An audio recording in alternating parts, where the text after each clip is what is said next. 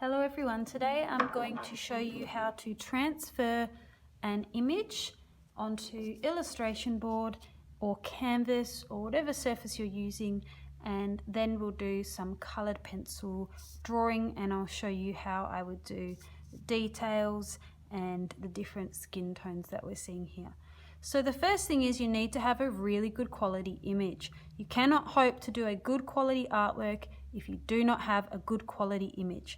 So that means that when you zoom in, you should be able to see things like eyelashes, you should be able to see eyebrow hairs, maybe some skin pores, maybe some wrinkles. If your image is blurry or pixelated when you zoom in, then it's not going to be good enough for you to do an artwork from. So that is the main place where you need to start when you're beginning a drawing, is you need to start with a good photo. That photo also needs to have contrast, areas of dark, areas of light, areas in between. You cannot hope to do an interesting drawing with lots of detail and lots of shadow if you don't have that in your actual photo. So make sure that you're giving yourself a good starting point by having a really good reference image. So in order to transfer our image, I'm probably going to just look at this section here.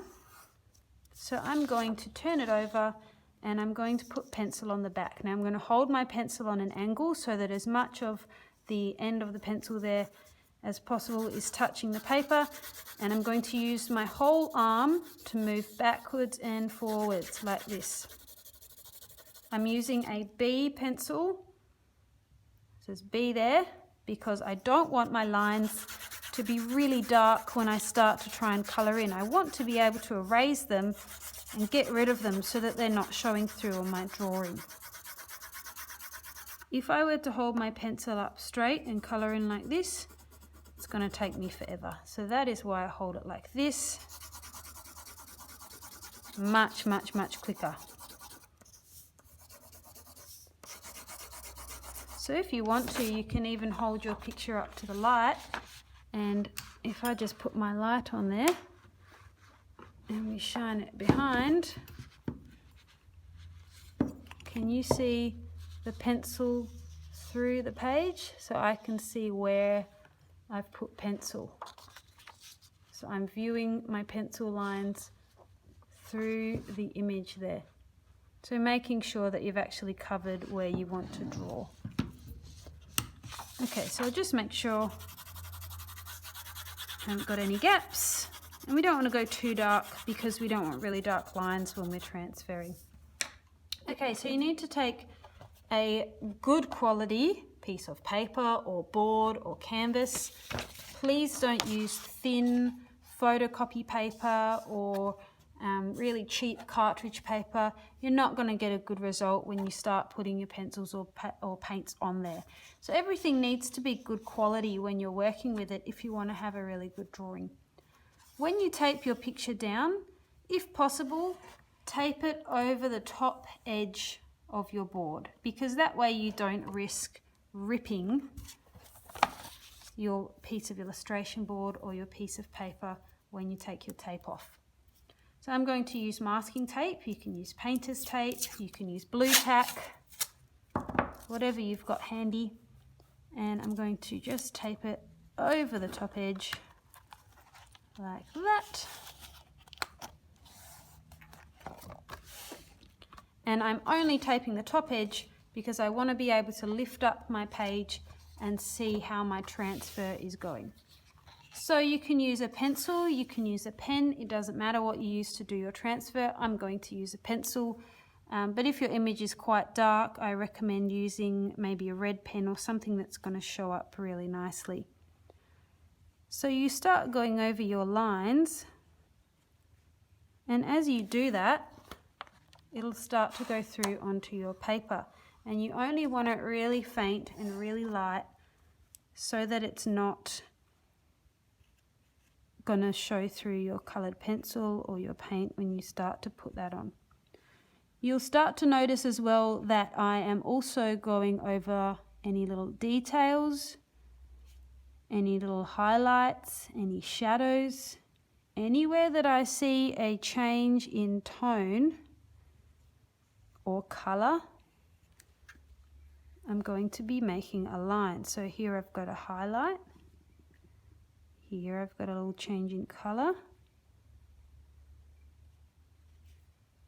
And I'm making sure that my lines are right on the edge of whatever I'm transferring. If you rush it and you happen to go a little bit out, then you're going to change the complete look of the person or the thing that you're trying to paint or draw. The thing that makes us so unique as people is all of our little subtle differences in all of our facial features. So if you happen to move or change one of those features as you're transferring it by drawing your line in the wrong spot, then you're actually going to completely change how the person looks. So I like to think of eyelashes as clumping together rather than as individual lashes.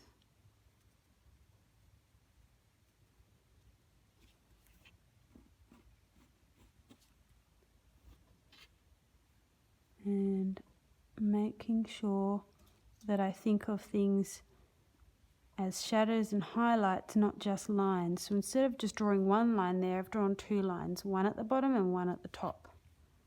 So I can see how thick that shadow is. Marking out this shadow. There's a highlight here. When I get to my eyebrow, I'm going to mark out the main area and the individual textural bits that come off the edge, like the little hairs or shadows or freckles or whatever it is. This eyebrow is pretty solid. And sometimes I also do a few marks to show the direction that the hair is moving in, so that I know when I'm drawing it what direction I should be moving my pencil or my paintbrush in. So you can probably start to see that we've got quite a detailed looking picture happening here. So lots and lots of squiggly lines. Don't overdo it with your lines. If you have too many lines, you're going to get confused. You just need enough that you can see what you're doing. And it's best that you do your own transfer, because you will remember why you put the lines where you put them. You also need to make sure that you are, oops, we didn't do pencil down there. You need to make sure that you are trying to transfer like bulky shadows and bulky highlights, not every single little one. So I wouldn't do all of these freckles, because I'm going to shade that all in, and then I'm going to just look at it and observe it to put those little details in.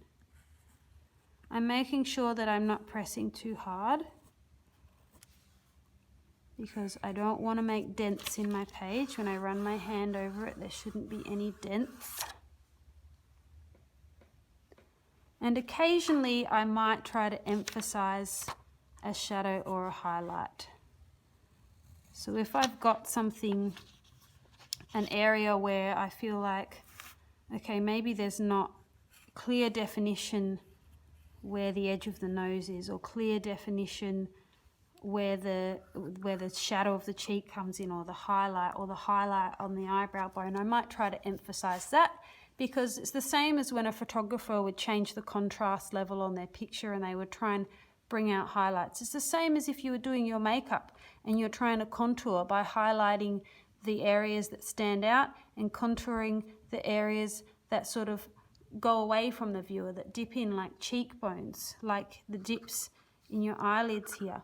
So it's the same thing. We're trying to emphasize things as artists, same way photographers or makeup artists would do. So what I'm going to do now is just check my transfer a couple times by lifting it up, making sure I haven't missed anything. And then I'll move on to doing my colored pencil skin tones.